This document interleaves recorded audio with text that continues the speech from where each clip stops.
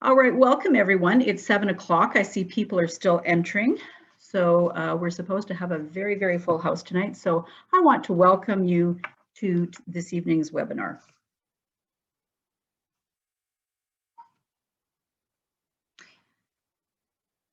Sorry. Okay, there we go. All right, so to begin, I would like to first acknowledge the land on which we gather, traditionally known as Assiniskau-Sapesis, or Stony Creek, is Treaty 6 territory and a traditional meeting ground for many Indigenous peoples. The land on which the Augustana campus of the University of Alberta is located provided a traveling route and home to the Maskwacis, Nihayawak, Niitsitapi, Nakota, and Tsuut'ina nations, the Métis, and other Indigenous peoples. Their spiritual and practical relationships to the land create a rich heritage for our learning and our life as a community.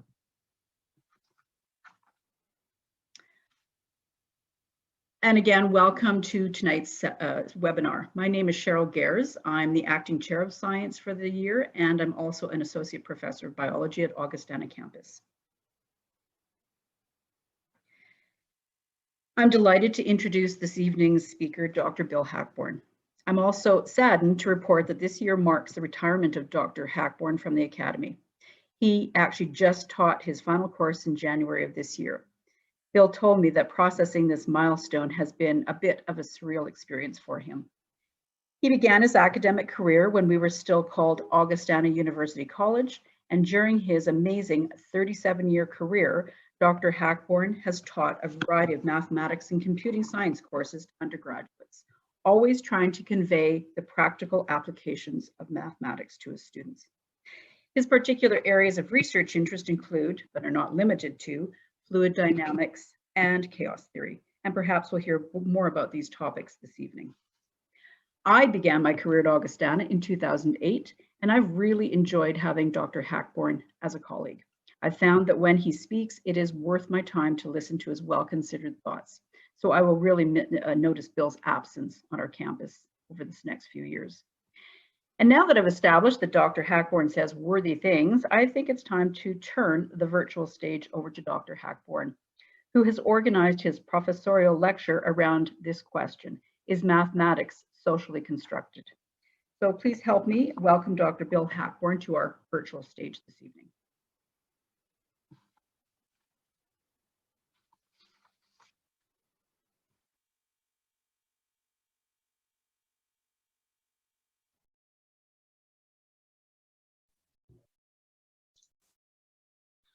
Well, hello.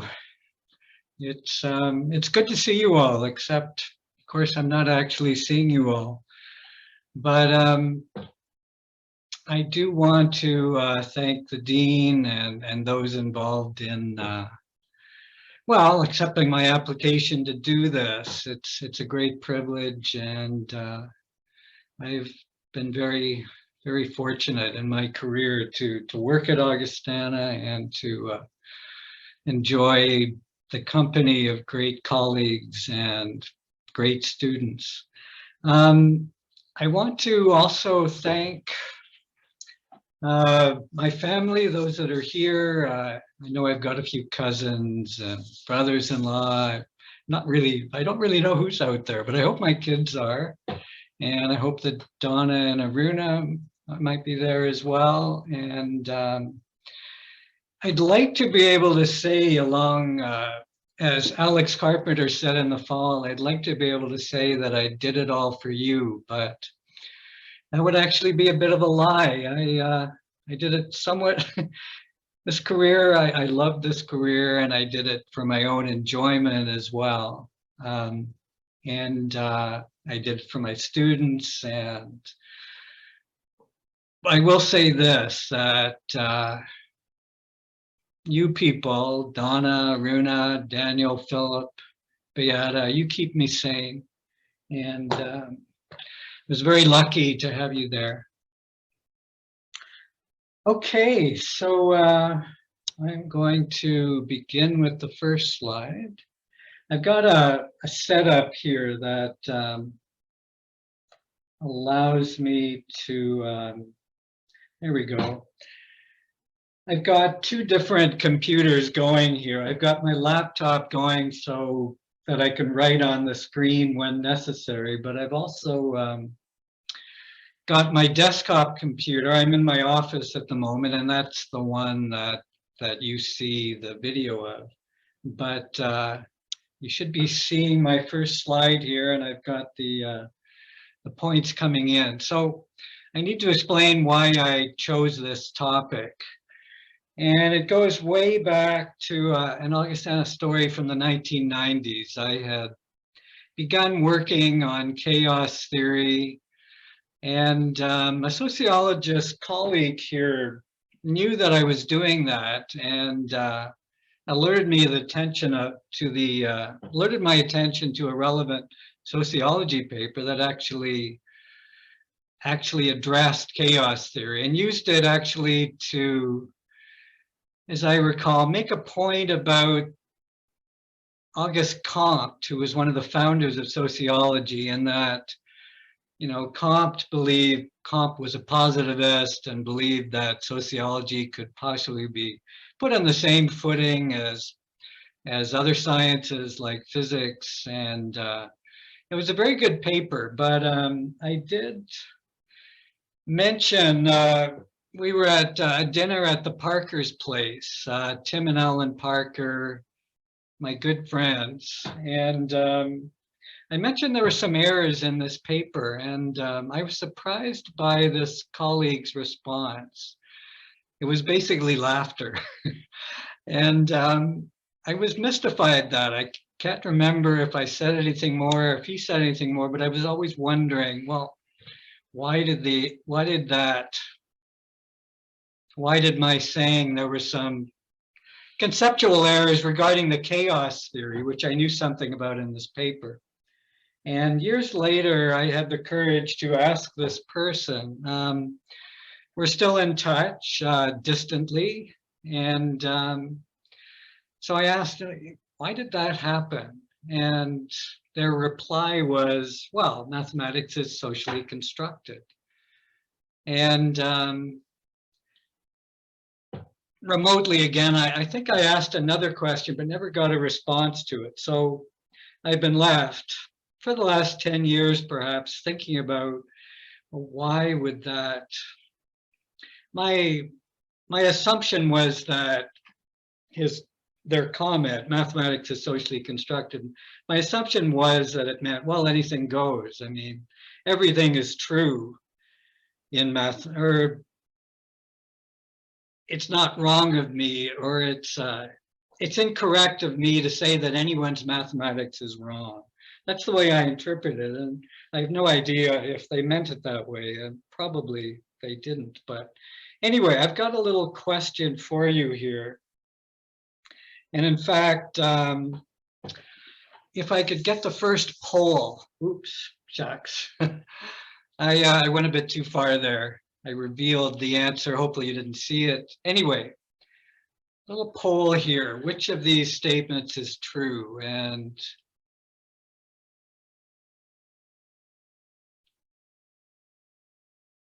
we'll just wait for people to give one of the four possible answers.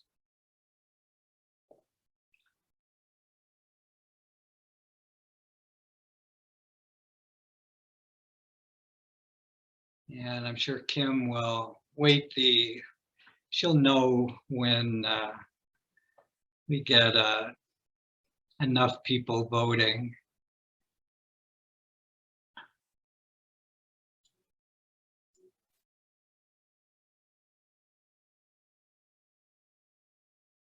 So,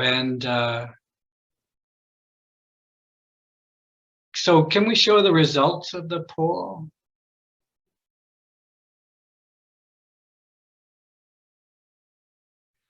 Okay. Yes, the correct answer is only the first statement is true, and you might well have seen that. You might well have seen me accidentally show the answer to that. So I asked this to make a point, a couple points actually. in communicating this way. And let me show the answer here. The first is true, the second is false. And if you don't believe me, try x equals 9 and y equals 4. But I'm actually using a bit of code. I'm using symbols that I'm assuming you all know, and that's why I phrased the question this way. Let me see if my pen's working here. I phrased the question using, for example, the square root sign. The square root sign wasn't first used until 1525. And the x and y weren't used for unknown numbers until Descartes used it in about 1637. So what those equations represent is actually about 1,000 years of cultural or social construction. When I say 1,000 years, equations like that go back to Islamic scholars in Baghdad in about 800 AD. And mathematics has developed since that time. And in fact, Islamic scholars were some of the key people to develop our idea of equations. Of course, the Greeks did awesome mathematics long before that, as we'll see in this talk. Going back into BC times, the Babylonians did great mathematics 1,000 years before that, as did the Egyptians. But what I'm trying to impress on you is that social construction, just the idea of using these signs, if you will, we're doing a kind of symbolic interaction when I write those equations and you respond. And that's a kind of social construction. I'm certainly agreeing with my colleague, my former colleague in sociology, that mathematics is indeed socially constructed.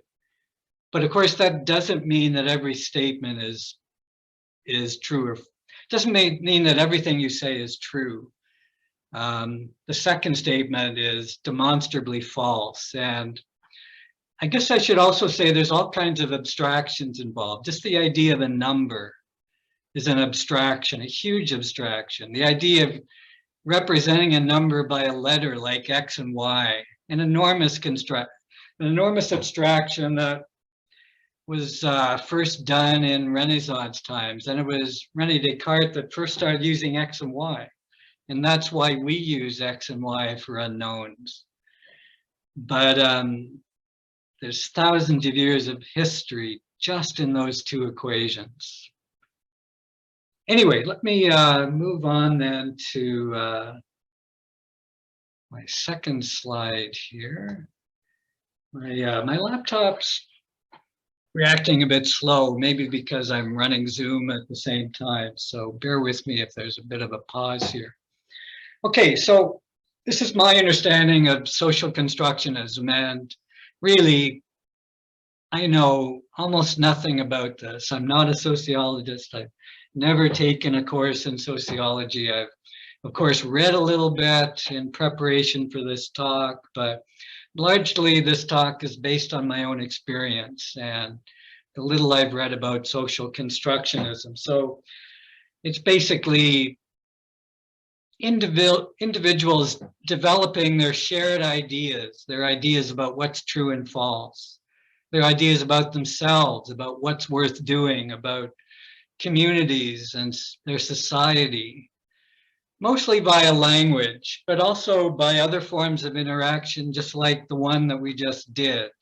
We were engaged in a social exchange in that last poll. So I'm just going to mention a few people that I found interesting. Charles Cooley introduced the idea of the looking glass self. He's famous for having said, "I'm not who you think I am. I'm not who I think I am. I am who I think you think I am." So it's a very kind of reciprocal kind of, it was Cooley's way of representing this idea that we construct ourselves in coordination with other individuals.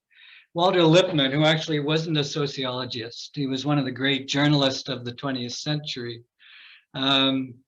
He had, in his book, Public Opinion, he wrote about a pseudo-environment and how we all create pseudo-environments around ourselves because the real environment, the real world is just too complicated, just too hard to deal with.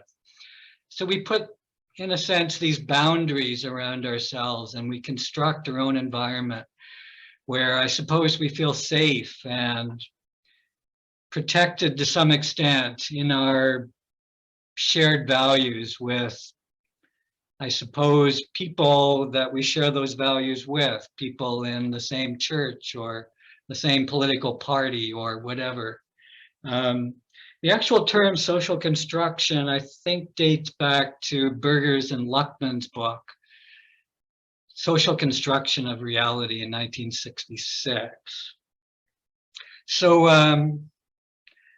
for math people, and as I say, mathematics is socially constructed. There's no doubt about that.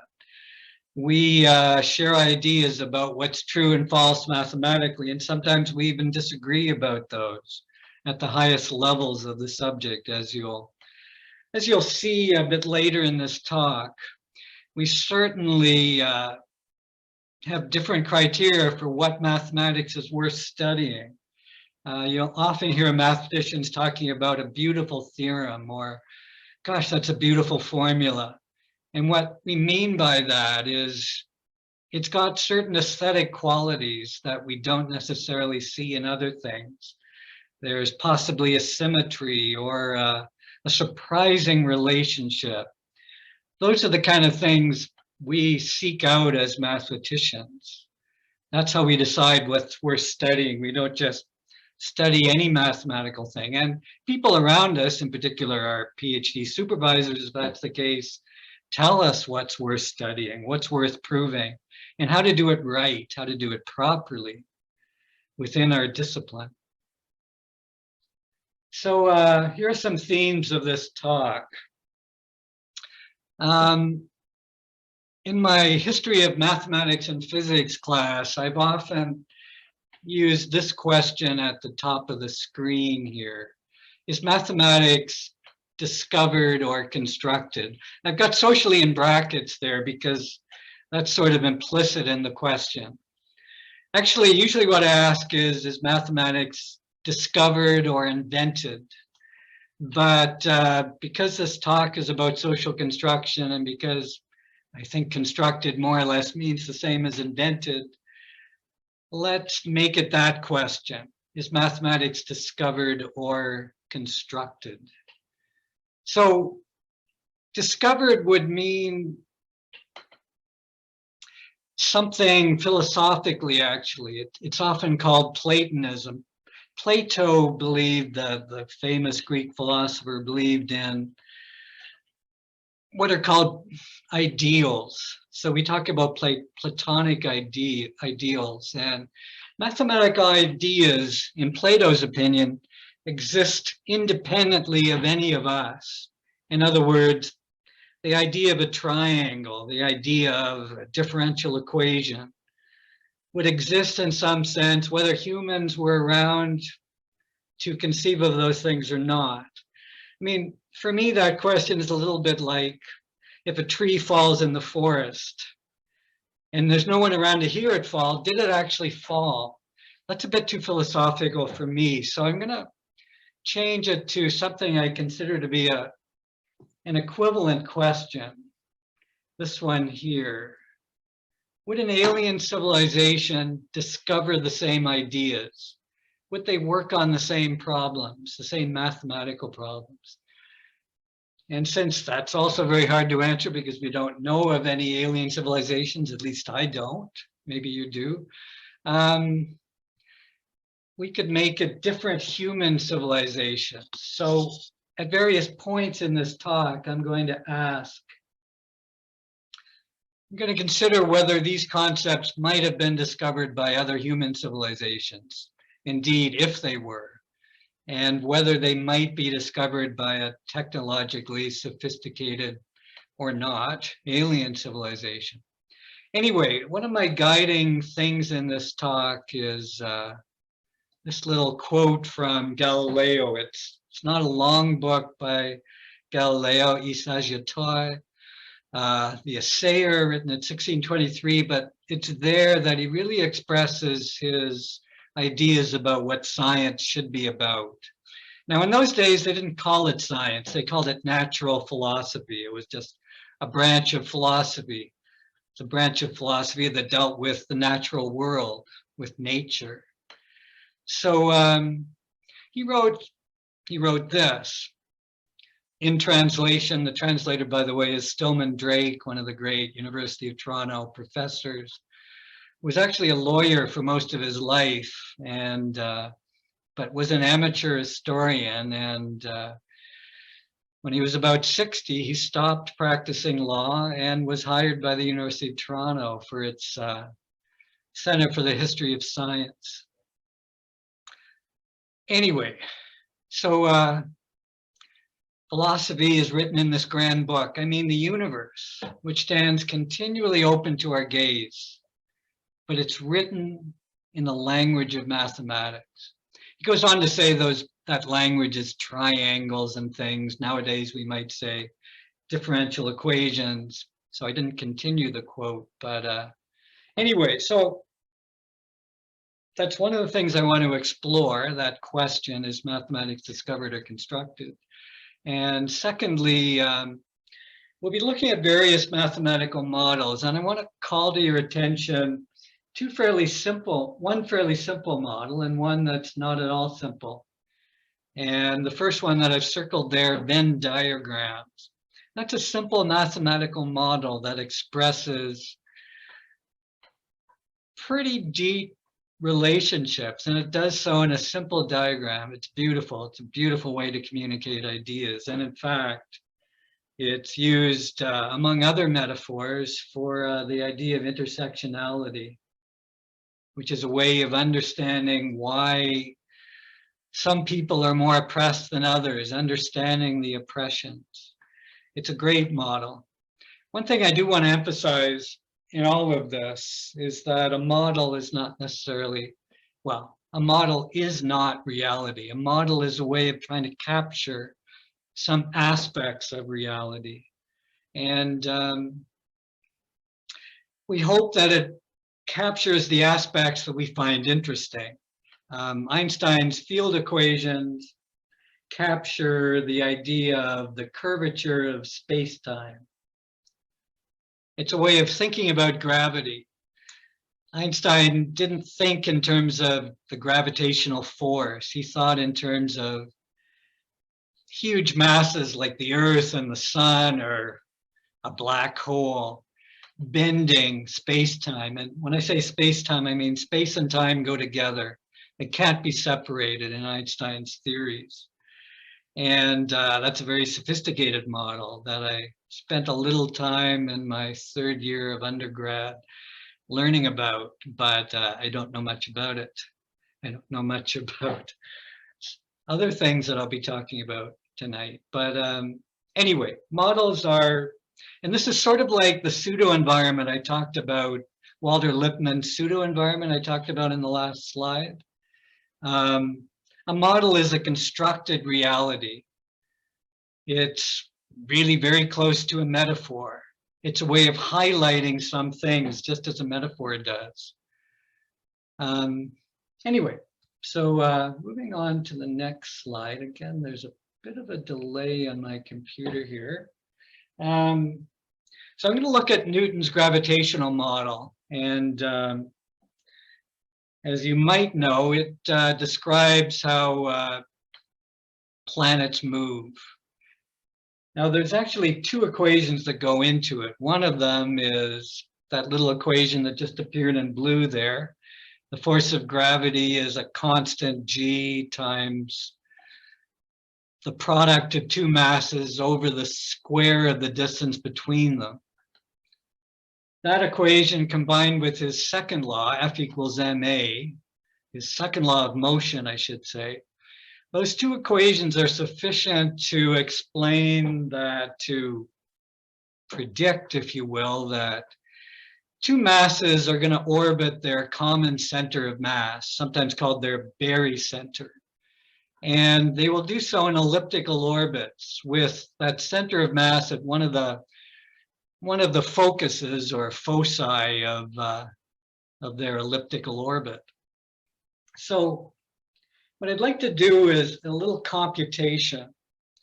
And so here I have to see if I can switch Zoom to, this might not work actually. I should just stop sharing for a second and go in and share my browser. Let's see if I can do this.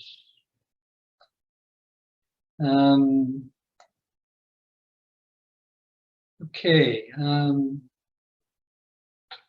here it is.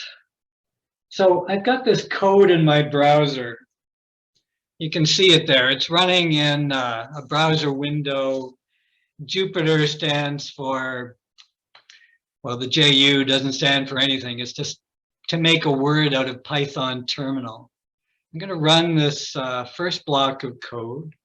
This first block of code simply, I keep forgetting I've got two computers here, and I need to run this on this computer. First block of code computes a certain orbit, and that orbit has,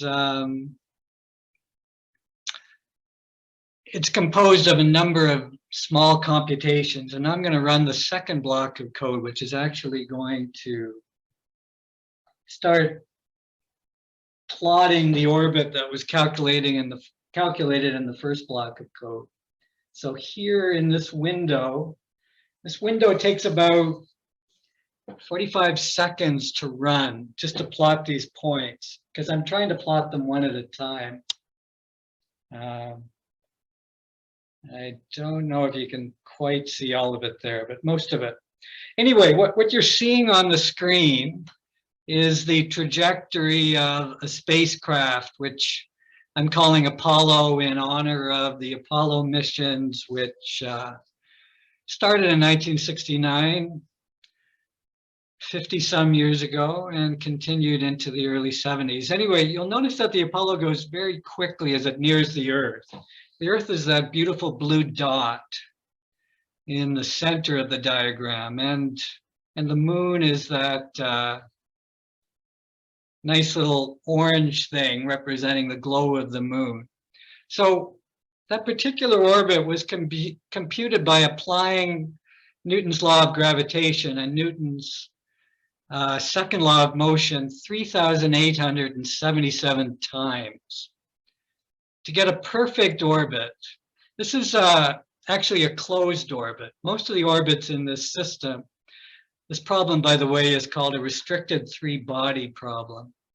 And it's a little bit artificial in the sense that it shows the Earth and the moon as being a constant distance apart. And in fact, it takes that distance to be 1, as hopefully you can see there. So it takes that distance to be 1, and the whole system is rotating. So as the Apollo goes through its orbit, and it does sort of a counterclockwise figure 8, while you're looking at that, the whole system is actually rotating clockwise. And the whole thing takes about 27 days, which is about the same as a sidereal lunar month. And that's not exactly a coincidence. Most orbits aren't closed. You might notice that here, if you can see where my mouse is pointing, you probably can't actually. Here, it's not quite closed. It's because I didn't do an infinite number of steps in the computation. Each step of the computation represented 10 minutes of that 27-day period. And I would need to do infinitely many steps to actually get a perfect computation. But we get a pretty good one by not doing actually infinite, by doing 3,877. And I chose that number just because it represents 10 minutes of real time. So what I'm going to do is, I think this will work. I'm going to run one other little bit of code here. This little code computes the perimeter of an ellipse. And I think you can see some new code there. I'm going to run that code, and it computes the circumference or the perimeter of an ellipse. And the reason I'm computing this now is so that I don't have to come back and do this later. The next slide, we'll talk about this little computation, but it required 24 terms. I'll explain what that means. And the perimeter of this particular ellipse, which has a semi-major axis of 1 and a very big eccentricity, is the perimeter is 4.29. By the way, as I mentioned earlier, celestial objects tend to move in elliptical orbits. This number here, 0.96714, is the eccentricity of the orbit of Halley's Comet, or Comet Halley, as it's called. So let me, I'm going to go back to my slides here. That was the only time I had to leave my slides. And I'm coming back to them now. And I'll need to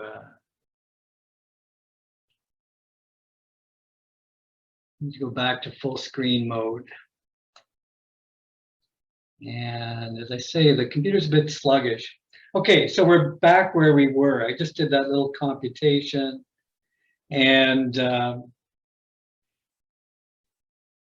going to say that I think these patterns are more socially discovered than socially constructed. I think another civilization might well have come up with, an alien civilization might well have come up with the same ideas as Newton did in the 1600s. Anyway, next slide deals with this little computation that I did after the computation of the orbit. And it uses this thing here, which is an infinite series, to compute the perimeter of an ellipse. Why do I bring this up? Because again, it deals with infinity. Sometimes when we do computations in mathematics, we actually want to add up an infinite number of terms. What does that mean? It means that the exact number we want, to get the exact number, we have to add up infinitely many terms. Unfortunately, this particular series converges very quickly. I only needed to compute 24 terms to get 16 digits of accuracy on that last computation, which in a sense, if we scale it properly, represents the orbital length of Halley's Comet, which you may have heard of. It comes back every 70 some years. Anyway, I also mentioned it because pi, the most efficient way to compute pi is with one of these infinite series, like the one that I circled above. There are other ways to compute it as well. Archimedes in 250 BC and Zhu Zhongji in China in 480 AD computed pi by basically by thinking of a polygon inscribed inside a circle. If you take more sides, as you take more sides, you get closer to the actual, if you compute the circumference of that polygon, you get closer to the circumference of an actual circle. And Archimedes is famous for many things. He's sometimes regarded as the greatest mathematician of the ancient world, but that's only by Europeans like me. There were great mathematicians everywhere. And what I'm trying to argue is that because pi was computed by all kinds of different cultures throughout history, including the people of the Bible. If you read one of the books of the Bible carefully, it basically says pi equals 3, which isn't a bad approximation. You probably know that pi is equal to 3.141596. And that's the accuracy that Zhu Zhangji computed it to. It was the most accurate value for 800 years. And as time went on, people kept computing it. And you might ask yourself, why did they do it? For practical purposes, 3 digits. Maybe not these days. For practical purposes these days, probably 7 digits is enough. But would it surprise you if I said there were people in Europe computing it to, before the age of computers? One person computed it to 40 digits. They spent years of their life doing it. Think about what kind of society would allow someone to do that. Hey guys, I'm going out to my study, and I'm going to spend the weekend. I can't go drinking with you guys. I'm going to work on my pi calculations instead. So yeah, there were a lot of people in Europe that did that. Not, when I say a lot, I mean 10, 15 people were renowned for their computations of pi. Anyway, moving on here. One of the things that's always, this is my own research a little bit. I'm not going to say much about it because I want to make sure I don't go over time. But this little thing shown here, I'm going to put a red dot here. The red dot is basically the location of a tiny rotor. This was a theoretical flow that I worked on in my PhD thesis. And what it represents, you're looking straight down on it, and that little rotor is spinning counterclockwise, and it's generating those flow lines, or streamlines as they're called. And you'll notice that there's some eddies in the flow. There's one sort of, whoops, didn't mean to do that. That's the thing about having a touch screen. One has to be careful where one touches. There's an eddy here. There's a couple here. There's one way over here that you'd never see because the flow is going so slowly at that point, you can't really see it. The whole flow is going slowly. My research was in the area of so-called Stokes flows, or slow viscous flows. So things are moving really slowly here. And one of the things that my thesis advisor discovered was that you could get these eddies even in a slow viscous flow.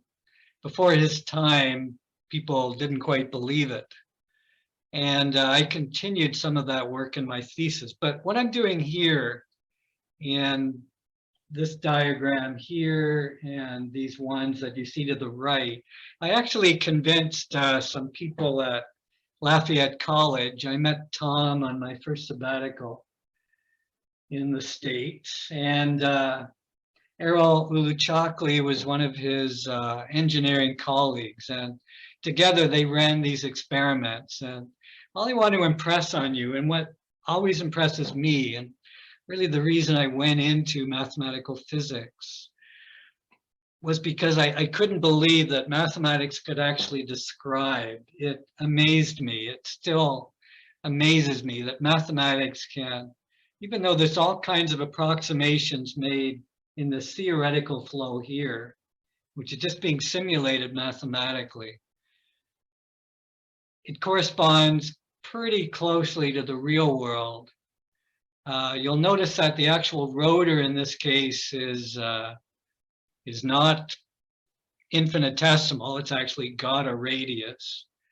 The assumption made in the theoretical flow is that the fluid that we're looking down on has infinite depth, and that the rotor goes all the way down to infinity, in a sense, into the screen. This particular apparatus obviously has a depth. It had to have something to hold the solution, and the solution is basically corn syrup, a really thick viscous fluid. And you're releasing dye. Tom and Errol released dye into the fluid at certain important points, and you can see that what the dye does mirrors quite closely the theory. Anyway, moving on to the next slide.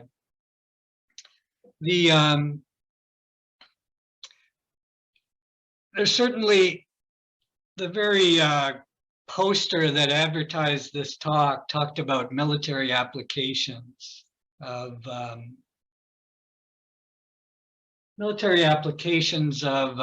mathematics. And there's a great story around Benjamin Robbins, Frederick the Great, and Leonard Euler.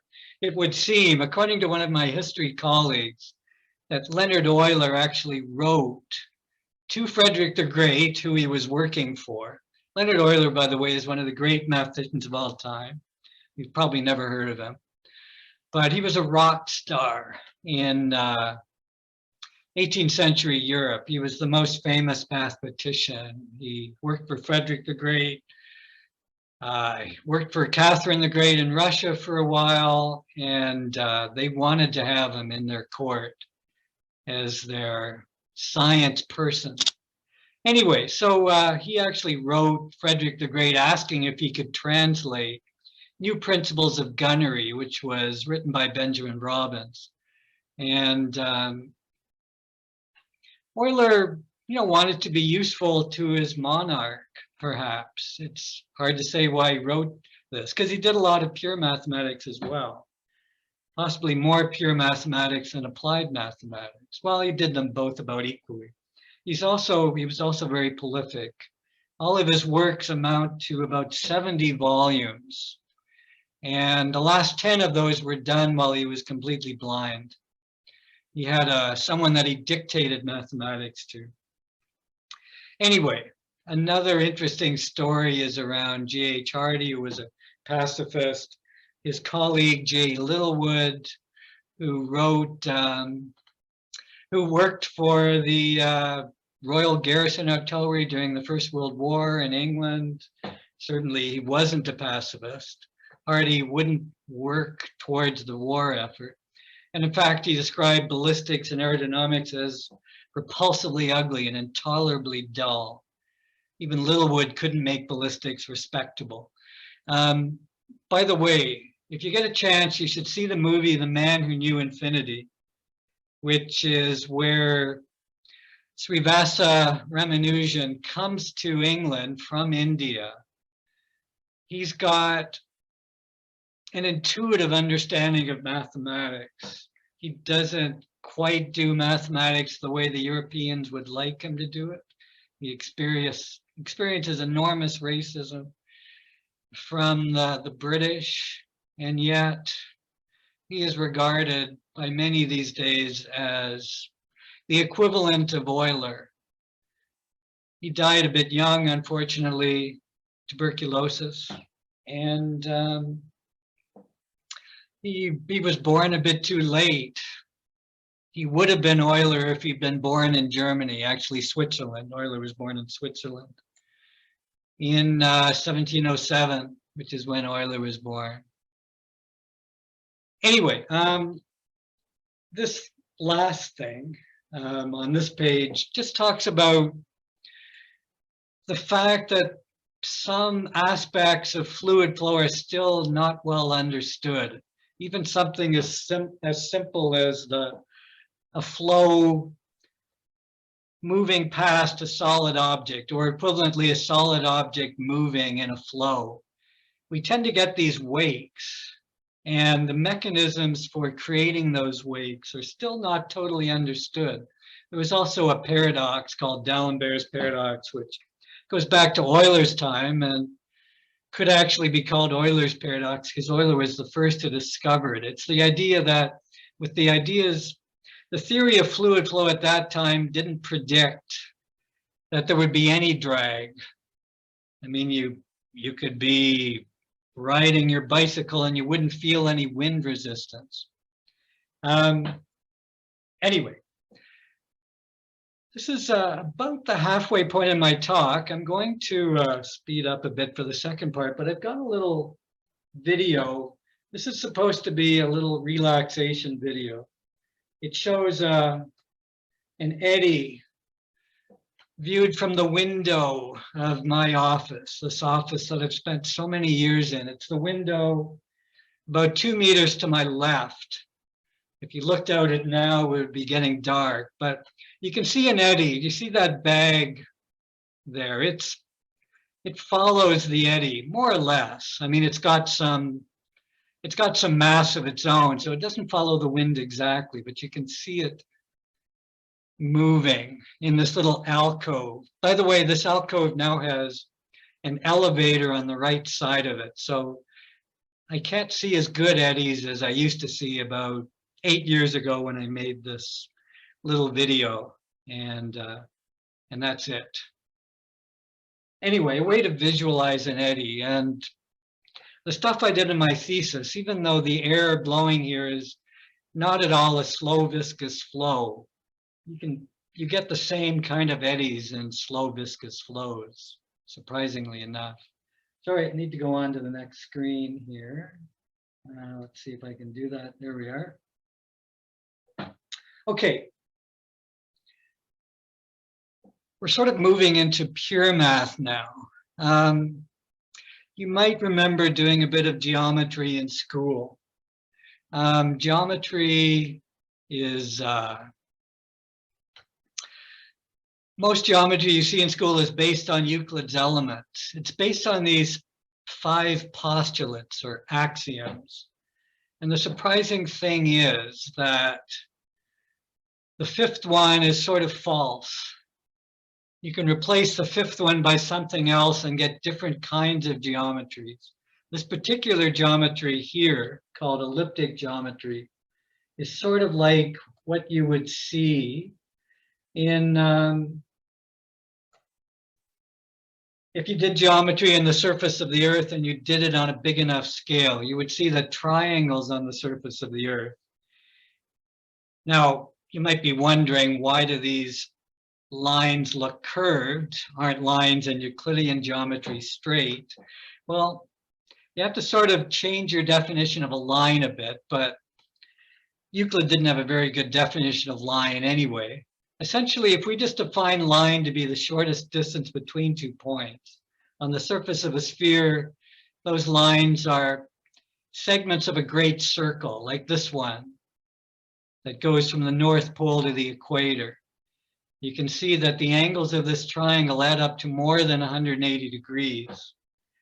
That's partly because it's such a big triangle.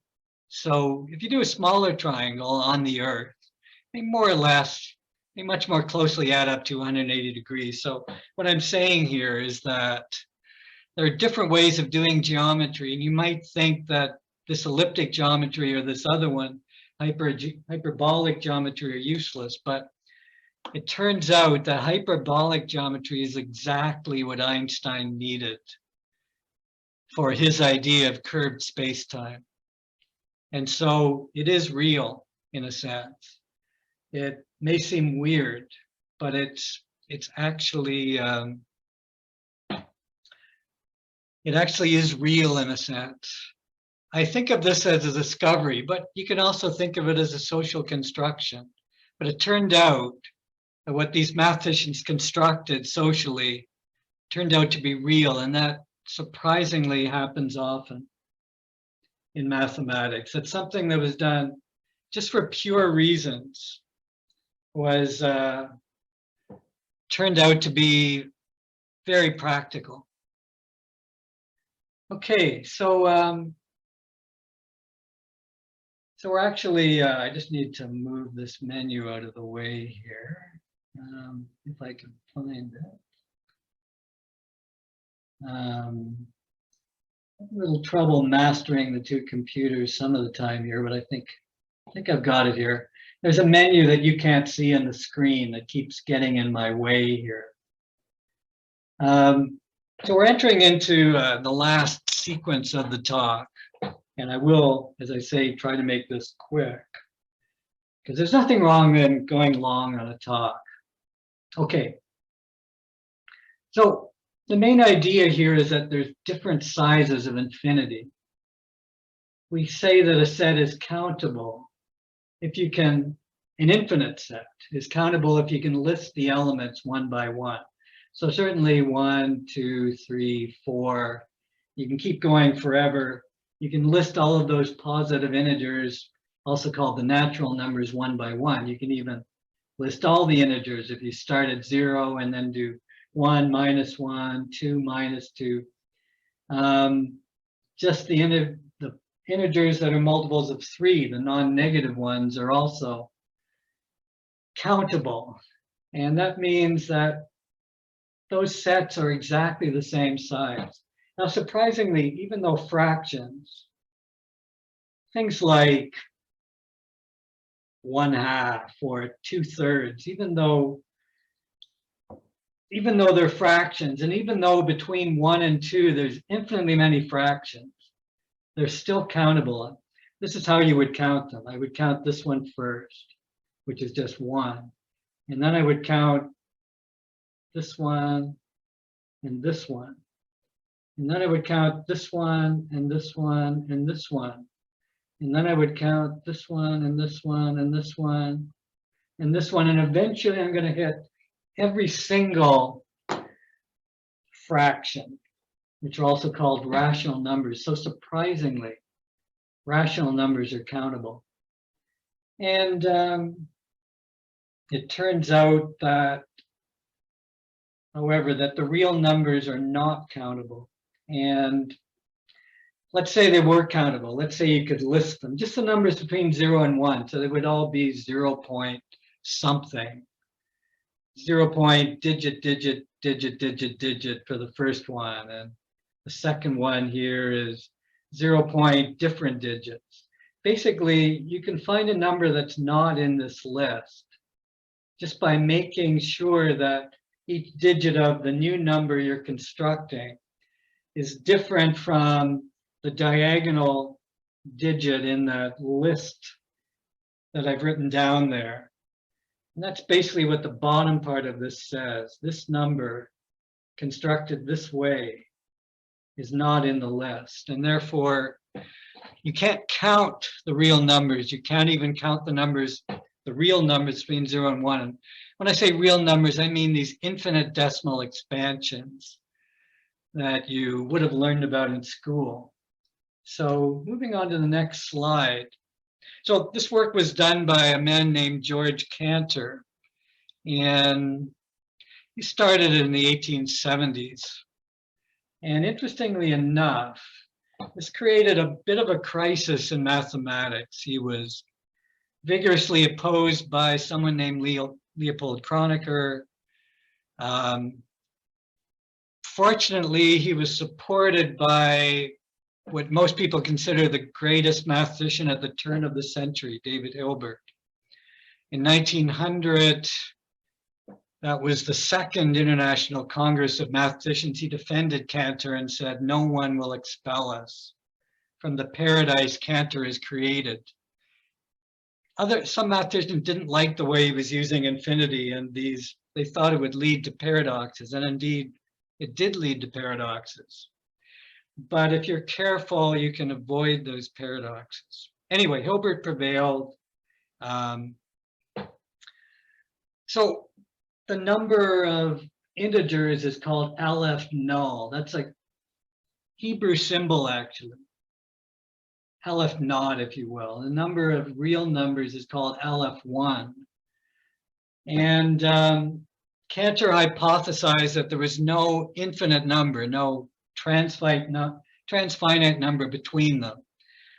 That's called CH, or the continuum hypothesis.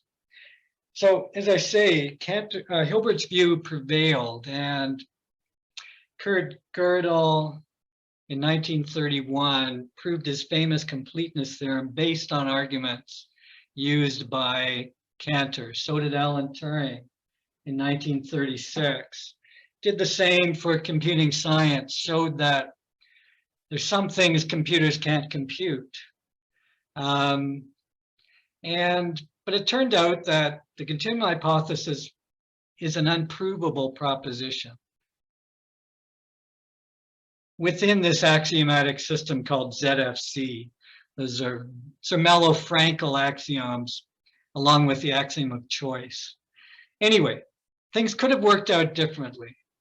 this definitely was social construction. If Kronecker had prevailed, Kronecker's finitism, or there was another mathematician that promoted something called intuitionism, then mathematics would have, pure mathematics would have proceeded along a different course. So we can't assume that alien cultures would necessarily do this part of mathematics the same way. Although chances are, I mean, well, who knows? But I really do like the paradise that Gödel created, that Cantor created, because it allowed for the possibility of this incompleteness theorem, which says a lot.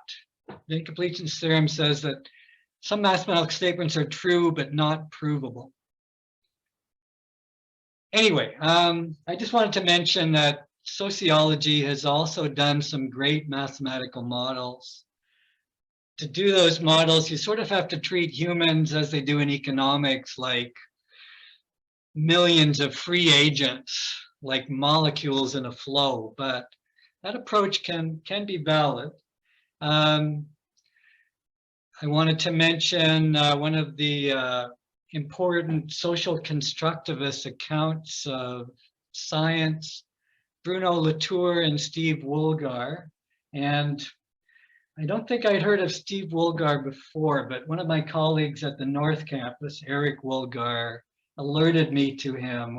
When Eric does a Google search, this Steve guy comes up first, even though they're not related. But anyway, Steve Wolgar is an important figure in the social construction of science. And in fact, they would, in this book, they go into a lab. I think it's a chemistry lab, but I'm not sure.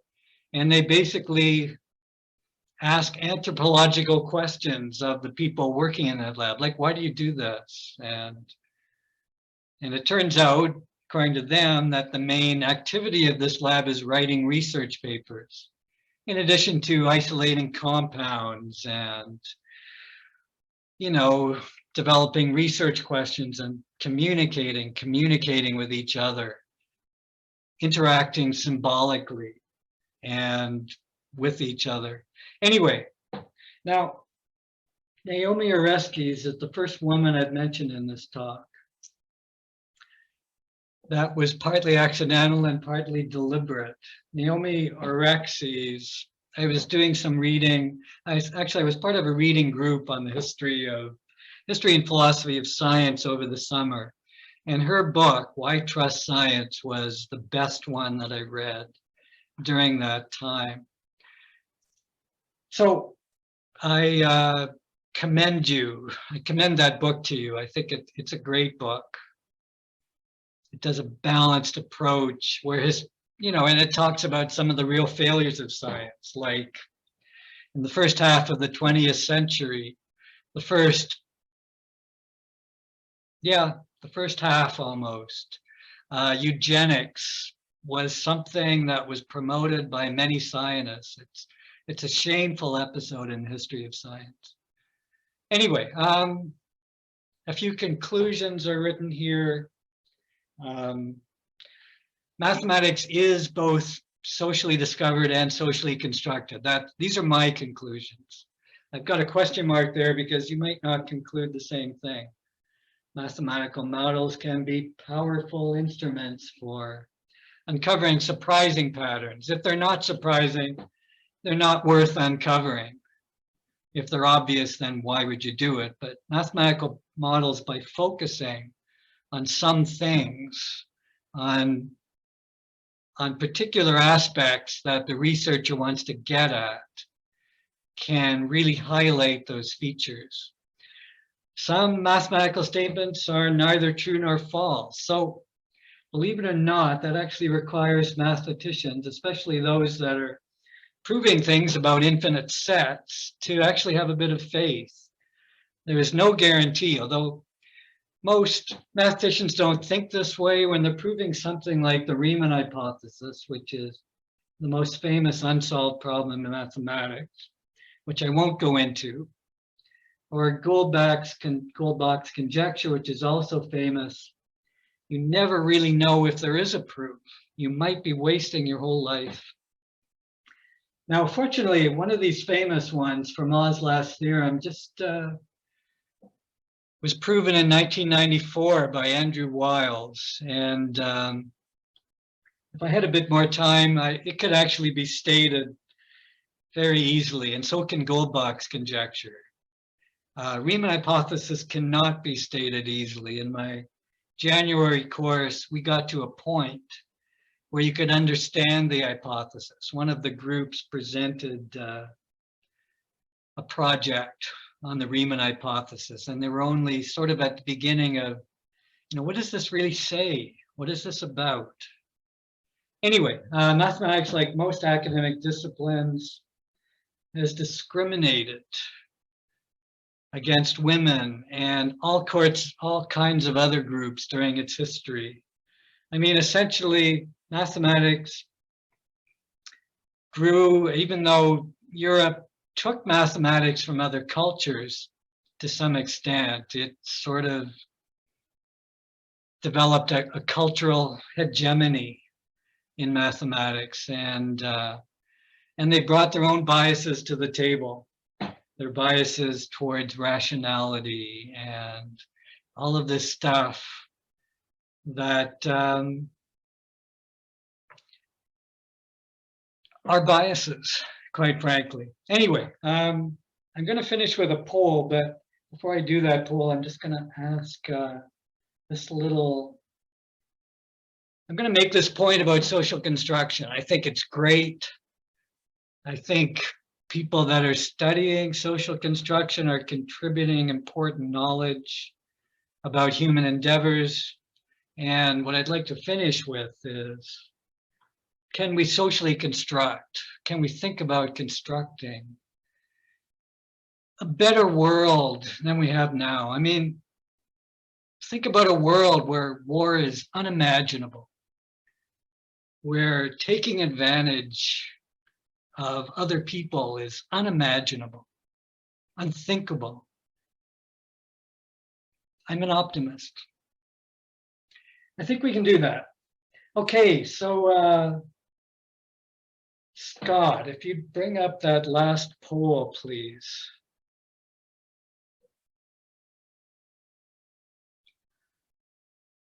And I'll just let people read it on their own there. It's about various social institutions. I need to emphasize that no individual scores will be tallied here. That's kind of a research ethics thing, just in case you're worried that someone might get your answer and use it against you at some point. This is mainly a curiosity question for me. So we'll leave that up for a minute, and Kim will be able to figure out, I think, or Scott, how many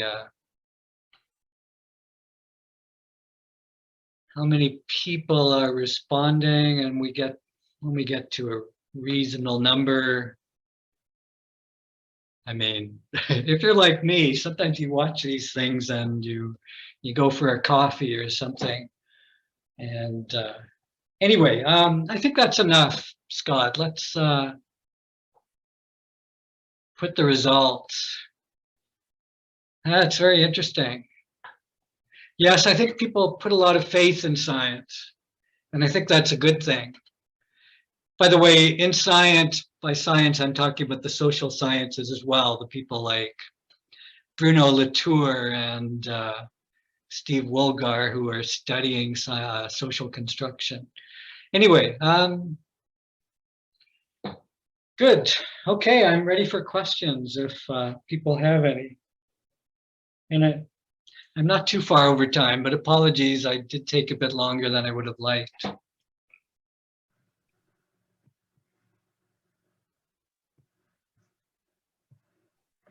Okay, thank you very much, Bill. Just give me one moment here. I think I've got my screen shared. So pardon me, I'm just trying to make it move ahead. There we go. All right, I do have a number of questions, so I think there's some really good questions here, and I certainly am happy to stay around, and I hope you will too, Bill, to Oh, address some of certainly. these. Okay, so the first Yeah. one came in earlier today, and the question is, attempts to establish communication with other intelligent life in the universe have used the language of mathematics to send out messages that we hope are sufficiently meaningful, even when stripped of any shared social context, to elicit a response. Now, assuming that a response does come back, and of course that's a big assumption, what's your thought on how it will be structured? Will it look to us like some kind of mathematics? Or could Galileo have been wrong? Could the universal language of an alien society be entirely alien to us? So I know that's a big one. Yes, thanks for this question. And in fact, I know who asked it. It's my brother-in-law, Mo. And I hope you're out there, Mo. So Mo alerted me to this question a few days ago. I have been thinking about it in the back of my mind. The SETI, those radio telescopes that are set up to try to communicate with alien civilizations and getting them to communicate back. They use prime number sequences, for example. I think prime numbers are a good choice because my feeling is, and I could be totally wrong, that any alien culture that's developed radio so that they could communicate back with us. Well, that's what SETI is trying to determine. They're trying to detect radio signals. My feeling is that if they're clever enough to produce radio, then they've probably worked with the counting numbers, the natural numbers or the integers enough that they would recognize prime numbers, or at least they could be able to decode the message. I mean, when you think about what Alan Turing and others like Will Tutt, who grew up alongside my wife and my brother-in-law in West Montrose, Ontario, they were code breakers. And I'm pretty sure that an alien culture would have some people that could break codes like that and figure out what the message is about and respond accordingly. One of the other ways of communicating, by the way, was, the Voyager mission sent out these golden records that have recordings, for example, of photographs of people on Earth, or a child saying hello. And in order to play that record, the aliens have to understand the time required for hydrogen, for an electron and a hydrogen atom to jump from the lowest energy level to the second energy level. Personally, I think that's harder than understanding prime numbers. But then I'm not a chemist. Anyway, so let me leave it at that. Oops, I think you're muted, Cheryl. Yes, I am. Sorry about that. Thank you, Bill. And sorry, before I ask the next question or pass the next question on to Tim Parker corrected me earlier. You actually started Augustana when it was actually Camrose Lutheran College. I missed that. Sorry about that, everybody. So that is true. Thank you, Tim. Okay, the next question comes from tonight's audience. Wondering, were there mathematical contributions from, I think, what would have been ancient India? So you mentioned several ancient civilizations that made major mathematical contributions. Was India one of those places? Absolutely. There was a mathematician named, I'm probably pronouncing this wrong. I'm not even sure I'm spelling it in my brain correctly, but Brahmagupta, who was one of those calculators of pi. But of course, we get our system of numbering, the digits that we use, 0, 1, 2, 3, 4, 5, 6, 7, 8, 9, are not called the Hindu Arabic numerals for nothing. If we didn't have those, we wouldn't be able to do modern science. If we were using Roman numerals, we'd be dead in the water. And even the Greeks had nothing like that system of numeration. The Greeks actually thought of, they used geometry to represent numbers. So the length of a line was a certain number, and they would solve equations geometrically like that. They would construct a line of a certain length that would satisfy, say, a quadratic equation, but they didn't write equations like the Islamic mathematicians did. And they certainly didn't have the Hindu-Arabic numerals, and those Hindu-Arabic numerals came from India through Islamic civilization to us, through a guy named Fibonacci, Leonardo of Pisa, in the 13th century AD. So that sounds like it was actually quite a revolutionary contribution. That was an absolutely essential contribution. Okay, thank you, Bill. This question was sent earlier today. Are social constructs of mathematics chaotic? Not chaotic in the mathematical sense, but I would say that they are chaotic in the social sense, just because, I mean, I think our individual thoughts are kind of chaotic. I mean, my brain is all over the place all the time. So theories of social construction, those are created by a community of scholars, and their thoughts are individually and collectively all over the place all the time. I think that's my best answer to that. Okay, thank you, Bill.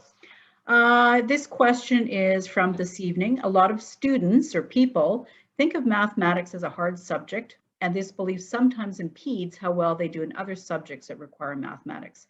Can you comment on the notion that mathematics is a hard subject, and yet it is applicable everywhere in our daily lives? I think we math teachers have been part of the problem there, and I'm including myself, and going all the way back to elementary school and secondary school. Too often we've used mathematics as a kind of filter, a kind of oppression to keep out the people that we don't think belong. So for example, when my kids were in school, they had these mad minutes where you would do as many calculations as you could. And a lot of those were to prepare the students for tests where they would be asked to compute as, do as many calculations, as many additions and multiplication as they could, and they'd be rated on that. And that is criminal. I was okay at those things. I was pretty good in elementary school. I've slowed down a lot. I couldn't do one of those very well right now. I mean, mathematics has nothing to do with speed. It has to do with accuracy. And too often we've oppressed students by that kind of thing, or we've told them they're stupid, you're stupid, you can't do mathematics, dumb, dumb, dumb, and they get that idea. And that is nothing short of oppression. And it shouldn't happen. Hear, hear. Thank you, Bill. I'm going to actually put these two questions that came in together. So the first thing is, was math invented or discovered? And what are the key moments in history that you think math has played a part in? I think that's a great question. I think it's both. That's what I tried to convey in the talk. It's both socially, it's all social. Newton didn't work alone. Newton said he stood on the shoulders of giants. So he was talking about people like Galileo and even Descartes, even though he hated Descartes. Descartes was dead before Newton was, actually, I think Newton was born when Descartes was pretty old. But anyway, he stood on the shoulders of giants. All of this is done socially. All of it is done in community. So I think it's both socially discovered and socially constructed. For me, this is what I know. Great moments in mathematical history are Greek geometry, ancient Greek geometry, Euclid's Elements, written about 300 BC, is unquestionably one of the most influential books in history. Most people put it in the top 10, and in those 10 books, I'm including things like the Bible and the Quran and the Bhagavad Gita and spiritual works as well, extremely influential. How was it influential? Influence, I mean, someone like Einstein says, you know, this really impressed me. I couldn't believe that you could start with these basic assumptions and then prove these things eventually. And Euclid's Elements goes on for 13 books, and it goes three-dimensional. At one point, proving that there's only 5 regular polyhedra.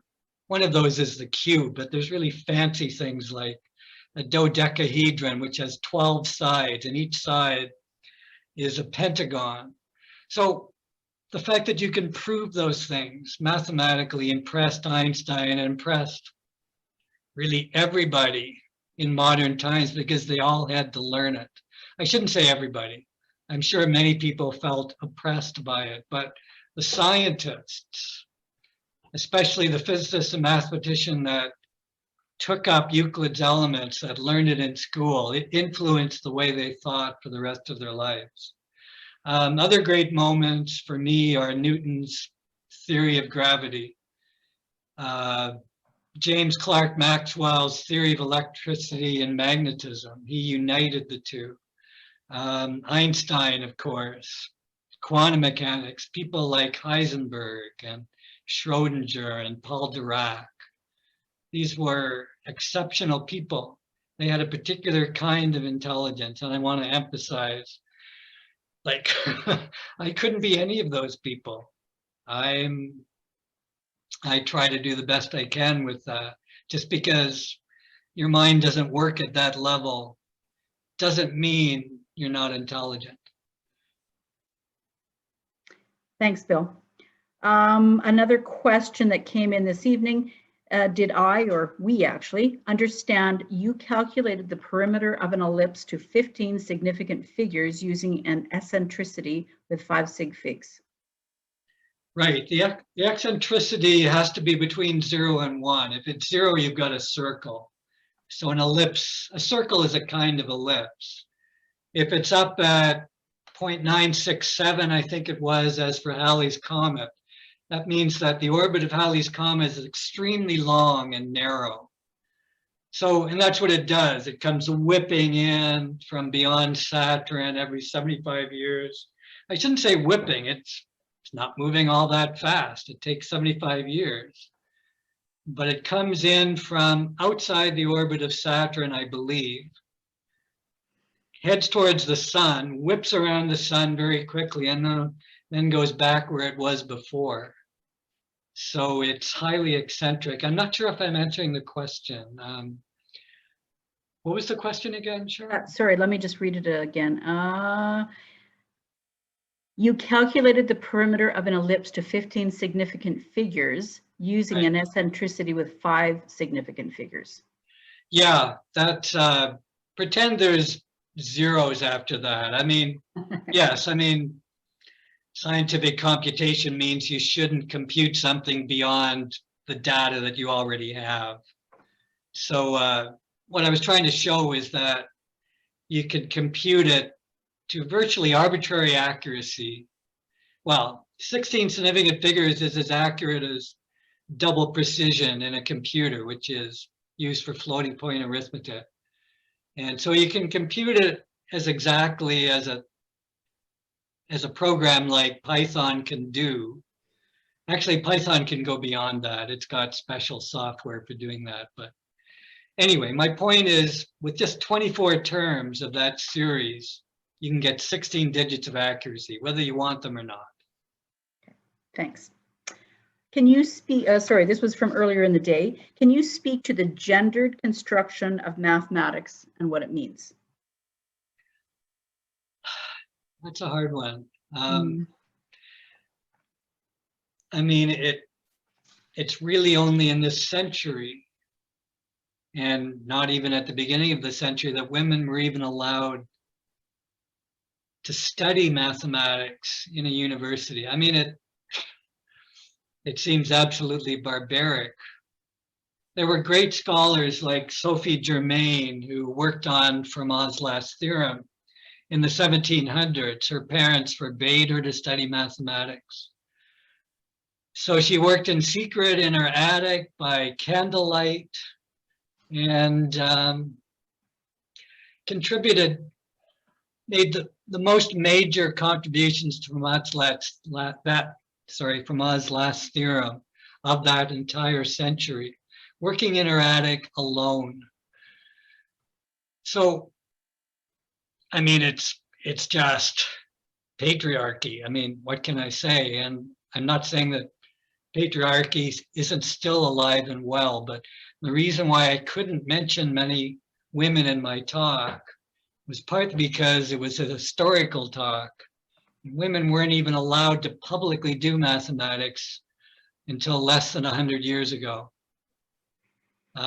There's other great figures. Emmy Nether, eventually she got a job at Bryn Mawr College in the States. It's a liberal arts college.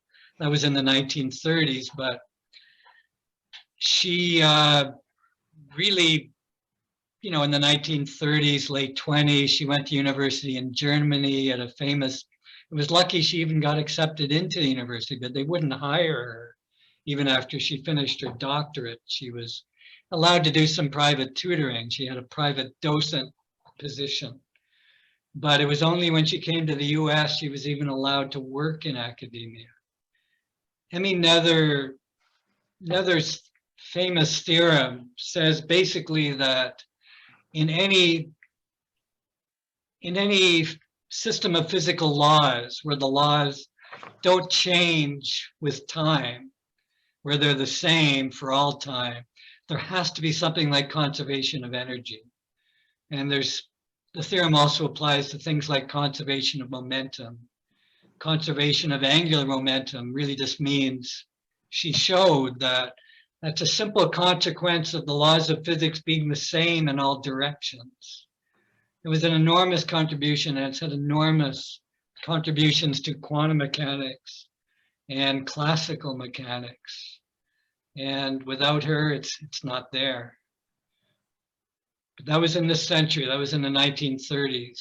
And unfortunately, she died quite young of cancer, I believe. So my short answer to the question is patriarchy. Yep. Thanks, Bill. You cited a few philosophers of science in your talk. Many, like Latour, would advocate for scientific realism, in effect that science or the knowledge is not socially constructed, even as science, the institution or the academic process absolutely is. Can you comment on that? I don't know much about Latour. I read a little bit about him in the summer, and it was about him. I didn't actually read his work. In the book I quoted by Naomi Oreskis, she quotes him as saying, science is just another form of politics. That is a strong statement. And it's one I don't agree with, if by that you mean bickering politicians in the House of Commons, complaining about how the other party is doing it wrong. I mean, maybe one could stretch it a bit to that extent, but can you read the question again, Cheryl? Yes, let me just go back. So you cited a few philosophers like Latour, and they would advocate for scientific realism, in effect that science or knowledge is not socially constructed, even as science, as from the perspective of the institution of science, absolutely is. I'm glad for the question, because as I say, I don't know much about Latour, but if he genuinely advocates scientific realism, I think that's a great thing. The book by Oreskis does cite some other people that seem to say that science is less realistic seem to speak against scientific realism. In other words, they would suggest that the facts revealed by science are no more true than facts revealed by any other process, like rolling a die. That's the sense I got from Oreskis. But the thing is, some people like to make exaggerated claims. I mean, that's what polemics is about. I mean, that's how you make a name, by saying something really controversial. And then you can always back off on it. There's one philosopher of science, Sandra Harding, and Aruna and I have talked about her, and Aruna has explained her a bit better to me than my first reaction to hearing about Sandra Harding. She described Newton's Principia as a rape manual. I was deeply offended by that when I first heard it, and I first heard it like 30 years ago, but my spouse Aruna has convinced me that, hey, you know, it was partly said for exaggerated effect. It's not, shouldn't be taken literally. And when it comes right down to it, maybe it says maybe it has some truth at its core. Thanks. This next question is actually completely related to this, but it's from a much more mathematical perspective. So instead of just the great body of science, you know, specifically math. So in your talk, you didn't seem to distinguish strongly between math, like the knowledge or ideas of math, and the math that is from the institutional perspective or the process of math. So was there a reason for that? You know, so or is that distinction even important, or maybe it's unimportant? It probably is an important distinction, but because I'm talking from within the system, I suppose that's why the distinction isn't as important for me. That's a question I'll have to think about more afterwards. So can you just say the question again, yeah. Cheryl? Yes. In your talk, you didn't seem to distinguish strongly between math, or from the perspective of the knowledge and ideas of math, and math from the institution or process perspective. So was there a reason for this? Yeah, I would say, again, it's mainly because for me, it's these institutions that produce the mathematics, and it's hard for me to separate the institutions that produce it from the actual mathematics, but there's certainly a distinction there. And I think we could create institutions. One would be not to use math as a filter for screening out people we don't want to educate. Change that institution, allow more people into the game. There was, I shouldn't call it a game.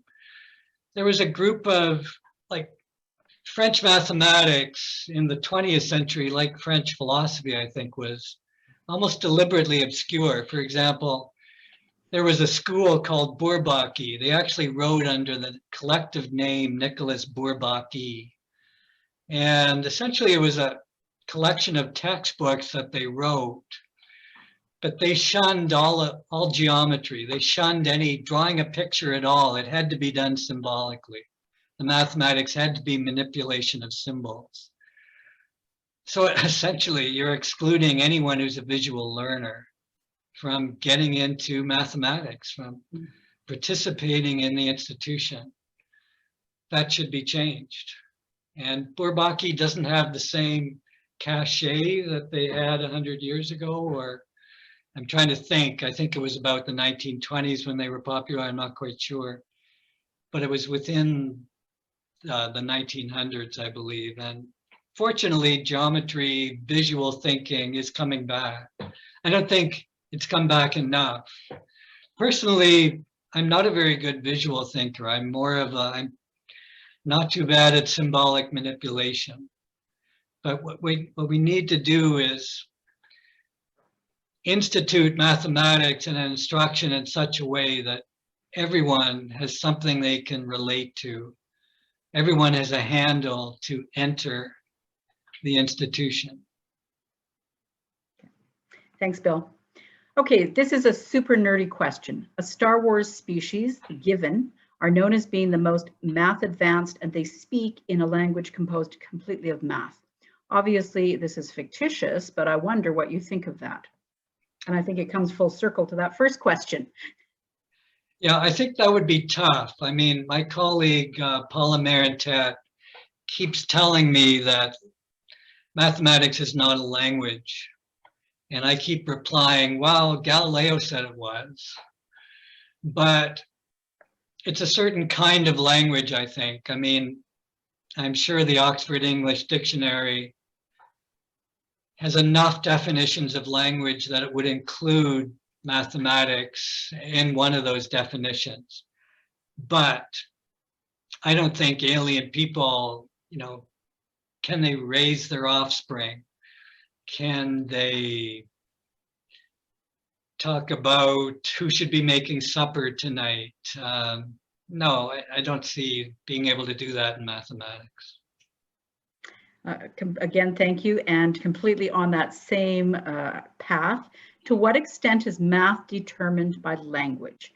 Is it fair to say that the conceptual/theoretical universe of math is independent of the symbols that are used? So for example, the pi, the square root symbol, which are culturally constructed. So if one was to start doing math in another language, would one still come across the same concepts?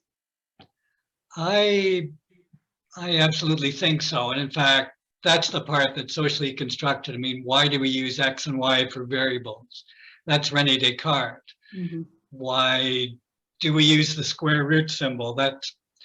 Well, part of it goes back to that 1525 article. I can't remember who wrote it, but part of it goes back to Descartes as well. The so-called vinculum that says how far the square root should go. It was Descartes that added that. So definitely the symbols, the signs, if you will, the sign for a square root or for squaring, all of that could look very different. I think I'll mention here, there was a famous calculating prodigy that computed pi to 200 digits in his head. Now he did it over a period of 20 months. So he held those computations in his head for 20 months. What kind of symbols were going on in his head? Probably not the symbols that we use on paper. He probably had his own mental constructs for doing that. Mm-hmm. So he was a contemporary of Gauss, this calculating prodigy. Gauss had a lot of respect for him, but he couldn't do mathematics like what Gauss did. He couldn't do symbolic mathematics, but he had these tremendous computational powers. Thanks, Bill. Congratulations, Bill. Your talk was interesting and thought-provoking. I suppose you did prove, in quotes, that mathematics is also socially constructed. On the other hand, what started off as a scientific or mathematical talk ended up as a kind of philosophical reflection on whether we're able to use science to construct a better world. Is there a difference between mathematics and philosophy? One branch of philosophy, the part that was championed by people like Bertrand Russell and Gottlob Frege and Wittgenstein to some extent. There's a mathematical philosophy that's all about logic and proof and ties in very nicely with Gödel's results and Cantor's results. But I think philosophy, just like language, you can't talk about who's going to be making supper in mathematics. I mean, technically, maybe you could if you coded everything and then decoded, to understand what someone is saying. But I don't think you can talk about everyday life without using human language. I don't think you can talk about philosophy just in mathematics. I mean, it's an important branch of philosophy, but it's certainly not all of philosophy. Thanks. I think there's a lack of communication between mathematicians, natural scientists, and humanity or social scholars. The former do not admit the degree of social construction in their practice, so the mathematicians and scientists, while the latter tend to portray mathematics as borderline arbitrary. If the former, so again, the mathematicians, took time to think about things you mentioned in your talk, they could learn some humility, while the latter, or the social scientists, stopped discrediting valid statements about reality if they were more scientifically literate. Is there a way to bridge the gap? So are you able to keep track of all that? I hope there is. C.P. Snow, the Cambridge chemist, actually had a famous lecture called the Reed Lecture, in which he talked about the two cultures. And the two cultures he was talking about were the humanities and the sciences. And his position as a chemist was that when he went to a party, he was expected to talk about the humanities.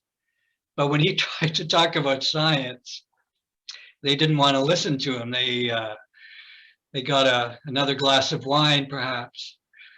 So, I mean, everyone has their perspective. And C.P. Snow also wrote, I think he wrote novels, didn't he? Science fiction as well? I'm not sure. But I know that he himself bridged both worlds. And I don't think it's unreasonable to expect people to try to bridge both worlds. I mean, part of that is education. We could be trying to educate the whole person better in secondary school. By the time they get to university, I don't think people should be required to take a mathematics course. On the other hand, I guess I think science people should be required to take humanities courses, mainly because humanities deals with the whole human experience, and science is more a particular part of the human experience. So can you just read the question again, please, Cheryl? Yeah.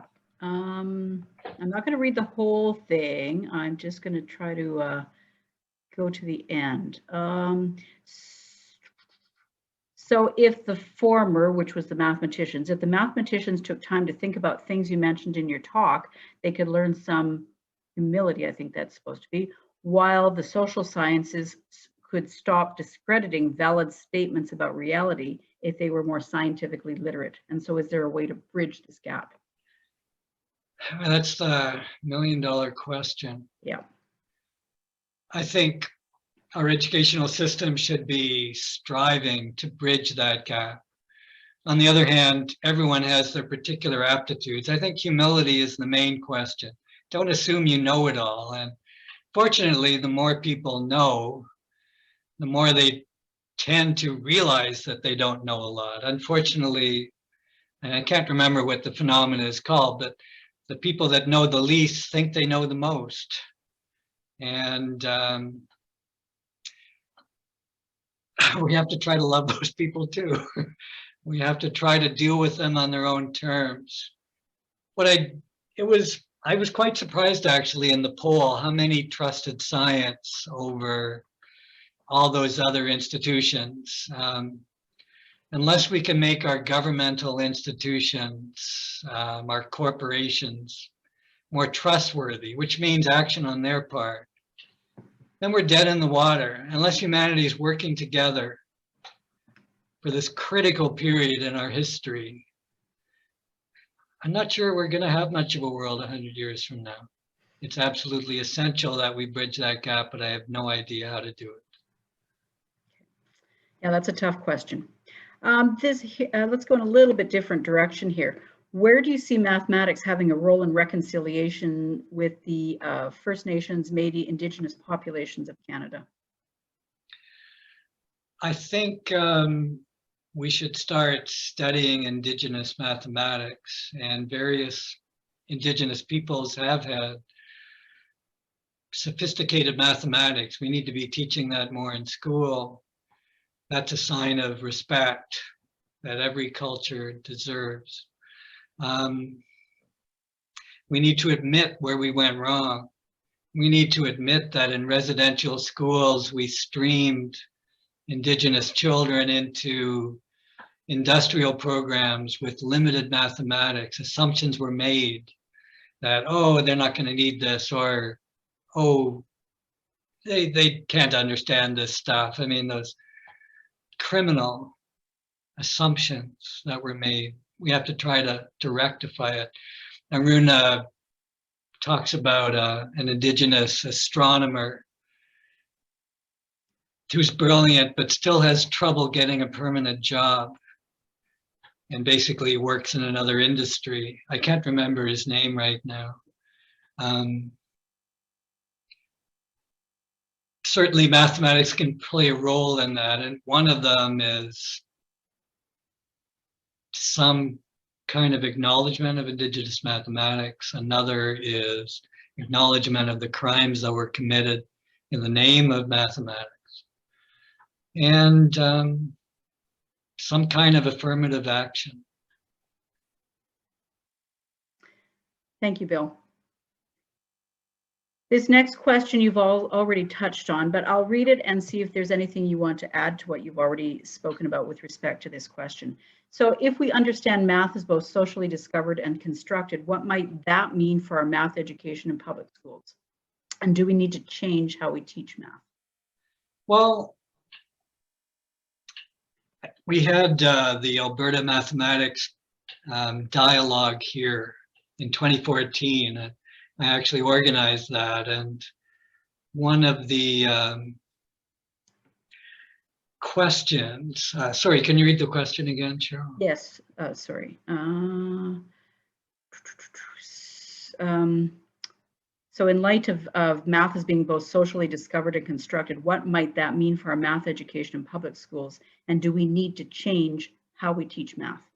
There was a big controversy at that Alberta Math Dialogue 2014. There was a doctor in Alberta that was trying to go back to basic, like learning basic algorithms for adding numbers and multiplying numbers and whatever, instead of what Alberta was calling more of a discovery-based curriculum, where you discover mathematical concepts on their own. And I'm not an expert in elementary or secondary education. I have no idea what the best approach is, but I know that a lot of my colleagues, especially those at the North Campus who came for the conference, felt very strongly that we need more of an emphasis on just the basic algorithm so that they get a sense of number to begin with, and that then they can maybe do more discovery-based mathematics. But this doctor felt that her daughter wasn't really learning math as well as she would have liked. And there was she organized a petition, and I'm not sure whether that petition changed the way Alberta education, whether they did anything to Alberta's mathematics curriculum in response. I think they actually did. But I can't comment on whether that was a good thing to do or not.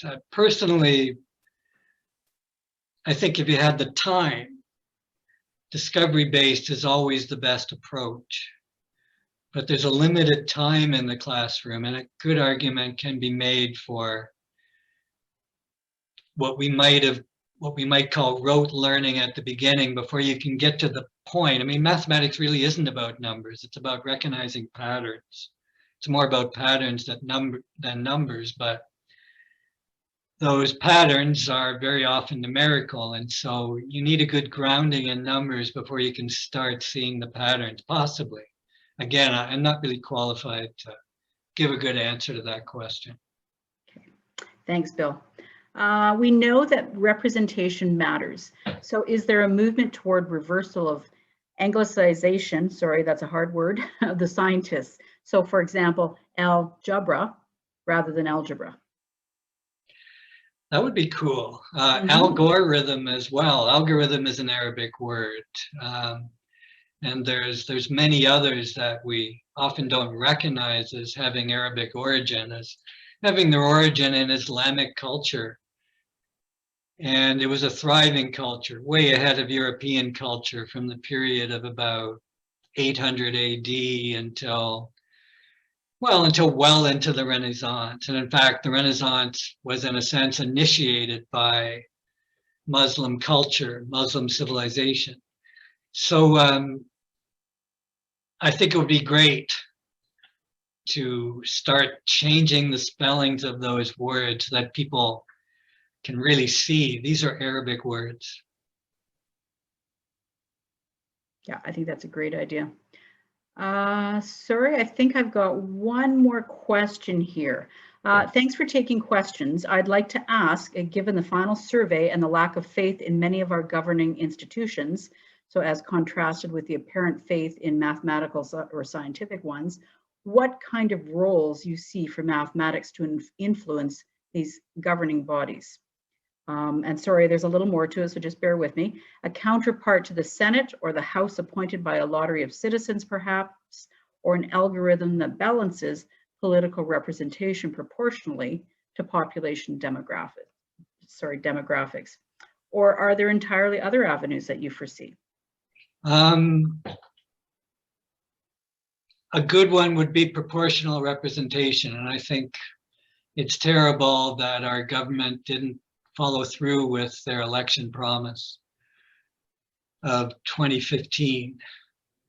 That would make things more fair, for sure. Interestingly, there's, you've probably heard of gerrymandering, where governments, try to alter the boundaries of congressional districts, for example, or in Canada, it would be ridings, so that they're more likely to squeak by in an election in that riding or congressional district or a state or whatever. There's a mathematician, I can't remember her name, that works on that aspect of mathematics. How can we draw these lines fairly? And has caught the ear of some people in government, but the trouble is, and for me, I think I'm not big on party politics. I think we could do democracy differently. As long as party politics prevails, the party in power will always resist in attempts to, that will always want to do gerrymandering because it's in their interest. I mean, the whole idea of our elections, just try to make it 5 years, 4 years, so that you get reelected. I mean, we're not going to make it the next 100 years on that basis. That encourages short-term thinking. We need big thinking. We need to see the big picture. We need to think long-term. And for me, party politics in Canada does not promote that. Now, I have no idea. I certainly am not advocating a one-party state. But something like what the Green Party is advocating, first of all, proportional representation. I'm not saying I'm a Green Party person. I'm just saying that there are ideas out there that could make party politics less divisive. One of the things I would have said in this talk if I'd had more time was I've actually wrote a mathematical paper about a scheme to try to make people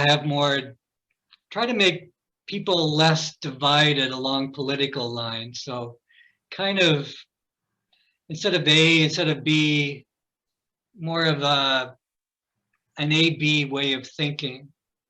And the math worked out great, but it's got nothing to say about elections. It's just, unfortunately, but if I could devise a formula that would heal the divisions that I see in our societies, not just along political lines, but along religious lines, man, that would be so exciting.